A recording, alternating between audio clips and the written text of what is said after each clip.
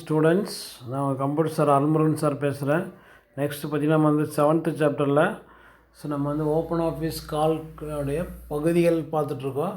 அதில் வந்து என்ன பகுதிகள் பார்த்திங்கன்னா வந்து பட்டி பட்டை அப்படின்னு இருக்கு இல்லையா, பட்டி பட்டை அப்படின்னா வந்து மெனு பார். பட்டி பட்டை அப்படின்னா என்னது, மெனு பார். ஸோ அதில் வந்து பார்த்திங்கன்னா நம்ம மெனு பாரில் வந்து எந்த மெனு பார்க்குறோம் அப்படின்னா ஆல்ரெடி ஃபைல் மெனு பார்த்துட்டோம். அடுத்தது பார்த்திங்கன்னா வந்து எடிட் மெனு பார்க்குறோம். Edit menu. ஸோ எந்த மெனு, எடிட் மெனு. எடிட் மெனுனா வெட்டுதல், கட்டு, நகல் எடுத்தல், காப்பி, அடுத்தது ஒட்டுதல், பேஸ்ட், திரும்ப பெறுதல், அண்டு, மீண்டும் செய், ரீடு, நிரப்பு, ஃபில் போன்ற அட்டவணை செயலை பதிப்பாய்வு செய்வதற்கான கட்டளைகளை கொண்டுள்ளது. பதிப்பாய்வு அப்படின்னா வந்து எடிட்டிங் பண்ணுறது. எடிட்டிங்னா வந்து சேஞ்ச் பண்ணுறது. நம்ம இதெல்லாம் வந்து நம்ம வந்து என்ன பண்ணலாம், சேஞ்ச் பண்ணிக்கலாம். நம்முடைய ஆவணத்தில் இருக்கக்கூடிய இது வந்து ஆவணம் அப்படின்னா நம்ம வந்து டாக்குமெண்ட். நம்ம டாக்குமெண்ட்டில் நம்ம என்னெல்லாம் டைப் பண்ணி வச்சுருக்கோமோ அதெல்லாம் வந்து இதை யூஸ் பண்ணி நம்ம வந்து சேஞ்ச் பண்ண முடியும். ஸோ ஓகே, நெக்ஸ்ட் பார்த்தோம் அப்படின்னு பார்த்தோன்னா அடுத்தது பார்த்திங்கன்னா நம்ம வந்து எந்த மெனு பார் பெரும்பான்மையான கட்டளைகள் ரைட்டர் எடிட் பட்டியில் உள்ளதோடு ஒத்திருப்பினும் கால்கின் சிறப்பு பதிப்பாய்வு கட்டளைகளையும் இந்த பட்டி கொண்டுள்ளது. ஸோ இதில் வந்து பார்த்திங்கன்னா நம்ம வந்து ரைட்டர், கால்க் ரெண்டு இருக்குது. ரைட்டரில் எப்படி இருக்கக்கூடிய எடிட் மெனு எப்படி இருக்கோ அதேமாரி தான் இதுலேயும் இருக்குது. ஆனால் கால்கில் இருக்கக்கூடிய எடிட் மெனு வந்து பார்த்திங்கன்னா வந்து இதில் வந்து எக்ஸ்ட்ரா வந்து சிறப்புகள்லாம் இருக்குது அப்படின்னு சொல்கிறாங்க. எக்ஸ்ட்ரா சிறப்புகள் இருக்குது. ஸோ அடுத்தது பார்த்திங்கன்னா நம்ம வந்து வியூ மெனு. அடுத்த மெனு பார்த்திங்கன்னா நம்ம வந்து என்ன மெனு, வியூ மெனு. ஸோ கால்கின் பணிச்சூழலை மாற்றி தோன்ற பயன்படும் கட்டளை.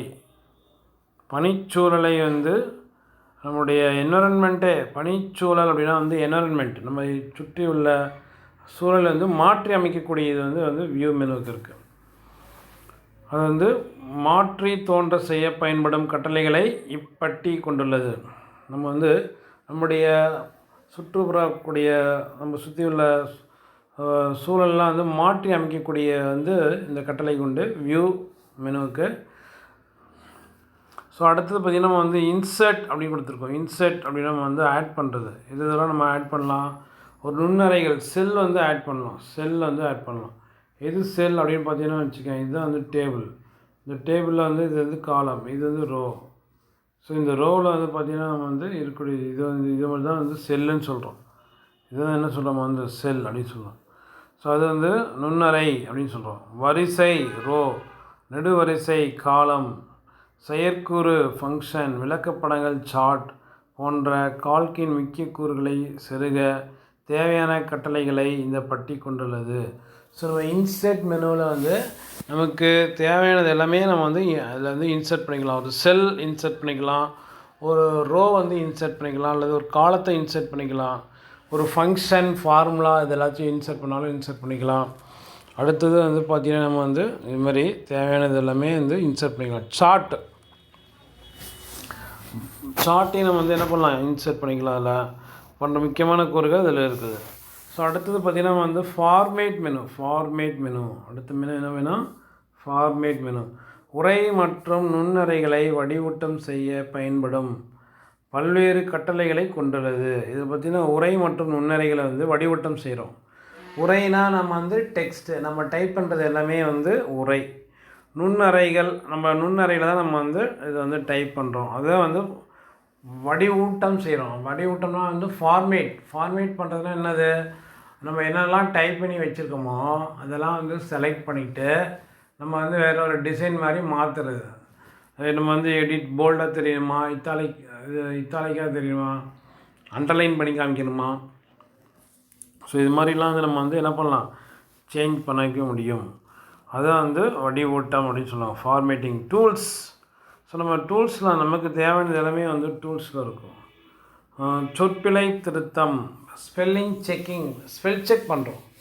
நம்ம வந்து நம்முடைய டாக்குமெண்ட் வந்து டைப் பண்ணி முடித்த பிறகு அல்லது டைப் பண்ணிகிட்டு இருக்கலையே வந்து ஸ்பெல்லிங் மிஸ்டேக்ஸ் வந்ததுன்னா அது வந்து ஸ்பெல்லிங் செக்கிங் பண்ணோம். ஸோ அடுத்தது பார்த்திங்கன்னா நம்ம வந்து ஆவண பாதுகாப்பு, ப்ரொடெக்ட் டாக்குமெண்ட். நம்முடைய டாக்குமெண்ட் வந்து பாதுகாப்பாக வச்சுக்கணும்.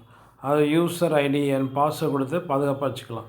படங்களை இணைத்தல், இன்சர்ட் பிக்சர். நம்ம வந்து ஏதாச்சும் பிக்சர் நமக்கு வேணும், அதில் நம்ம வந்து போயிட்டு இதில் போய் இன்சர்ட் பண்ணிக்கலாம்.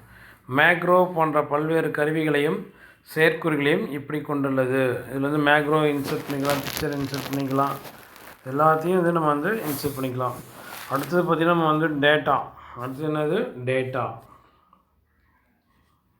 ஸோ டேட்டான்னு ஒரு மீன் இருக்கு பார்த்தியா? வரிசையாக்கல், வடிகட்டல், கூட்டுத்தொகை, செல்லுபடியாக்கல் போன்ற தரவு கையாளுகைக்கு பயன்படும் கட்டளைகளை இப்பட்டி கொண்டுள்ளது. டேட்டான்னு சொல்லிட்டு ஒரு மெனு இருக்குது. அதில் வந்து பார்த்திங்கன்னா ஷார்ட்னால் வந்து அரேஞ்ச் பண்ணுறது, ascending order, descending order. A to Z ascending order. நேமெல்லாம் வந்து அசெண்டிங் ஆர்டர் வரிசைப்படுத்தணும் அப்படின்னா நம்ம வந்து ஃபஸ்ட்டு ஏல யார் ஆரம்பிக்கிறாங்களோ அவங்க பேர், அடுத்து பியில் ஆரம்பிக்கிறவங்க பேர், அப்புறம் சியில் ஆரம்பிக்கிற பேர். ஸோ இது மாதிரி வந்து வரிசைப்படுத்துறது தான் வந்து வரிசையாக்கல் அப்படின்னு சொல்கிறோம்.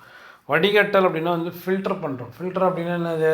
சம் கண்டிஷன், நிபந்தனை கொடுத்து ஃபில்டர் பண்ணுறோம்.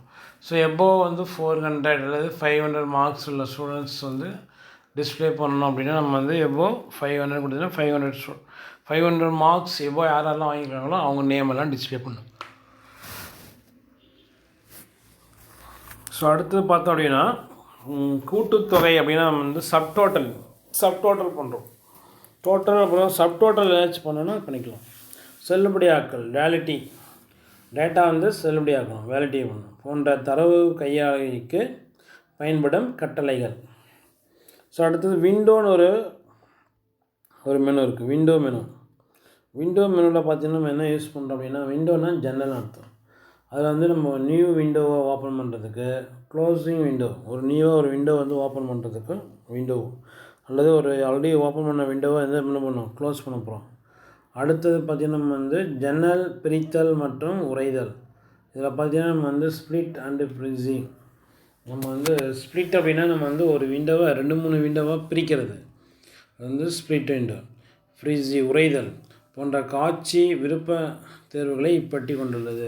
இந்த விண்டோவில் ஒரு மெனு வந்து new window, close window, split window and frizzy window, இது எல்லாமே இதில் ஆப்ஷன்ஸ் இருக்குது. லாஸ்ட்டாக வந்து என்ன மெனு அப்படின்னு பார்த்தீங்கன்னா நம்ம வந்து ஹெல்ப் மெனு பார்ப்போம். லாஸ்ட்டாக எந்த மெனு? ஹெல்ப்னு ஒரு மெனு இருக்குது. ஹெல்ப்னு ஒரு மெனு இருக்கு இல்லையா, அந்த மெனுவில் நம்ம பார்க்குறோம் help menu. So help menu பார்த்திங்கன்னா ஓப்பன் ஆஃபீஸ் பயன்பாட்டுடன் இணைந்துள்ள உதவியை பெறுவதற்கு இப்பட்டி கொண்டுள்ளது. இதை பார்த்திங்கன்னா இந்த ஓப்பன் ஆஃபீஸ் பயன்பாட்டில் வந்து பார்த்திங்கன்னா நமக்கு ஏதாச்சும் தெரியல அப்படின்னு வச்சுக்கேன், ஏதாச்சும் உதவி வேணும் அப்படின்னா நம்ம வந்து ஹெல்ப் மெனுவில் போயிட்டு நம்ம ஏதோ ஒரு டாபிக் பற்றி நமக்கு தெரியல அப்படின்னா நம்ம அந்த டாபிக் ஹெல்ப் மெனுவில் போயிட்டு அந்த டாபிக் பற்றி டீட்டெயில்ஸ் கொடுத்திங்கன்னா அந்த ஹெல்ப் மெனு, அந்த டாபிக் பற்றி டீட்டெயில்ஸ் எல்லாமே வந்து இந்த ஹெல்ப் மெனுவில் வரும். அதான் வந்து ஹெல்ப். நமக்கு வந்து தெரியாத ஏதாச்சும் தெரிஞ்சுக்கணும் அப்படின்னா நம்ம ஹெல்ப் மெனுவில் போயிட்டு, ஒரு கேமே விளையாட தெரியல அப்படின்னாலும் நம்ம வந்து ஹெல்ப்னு ஒரு ஆப்ஷன் கொடுத்துருப்பாங்க.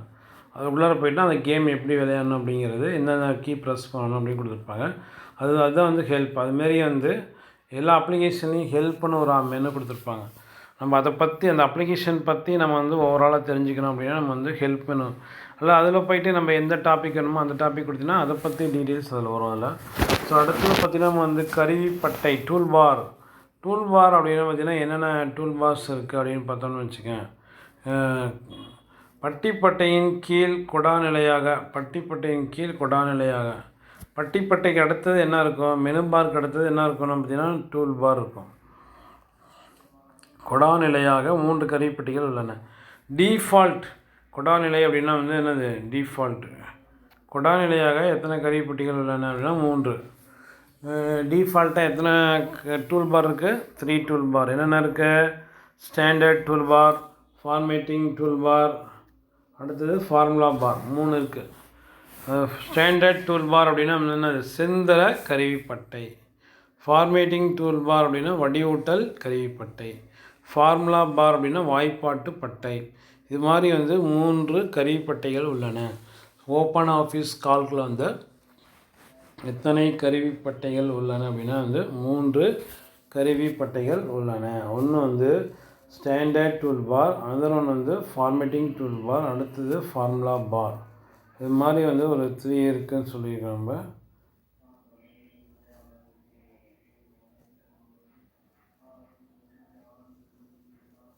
ஸோ இதில் பார்த்தீங்கன்னா நம்ம வந்து என்னென்ன டூல் பார் இருக்குது அப்படிங்கிற நம்ம வந்து தெரிஞ்சுக்கிறோம்.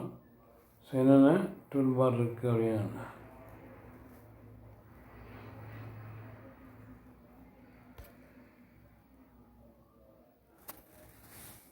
ஸோ இதில் என்னென்ன டூல் பார் இருக்குது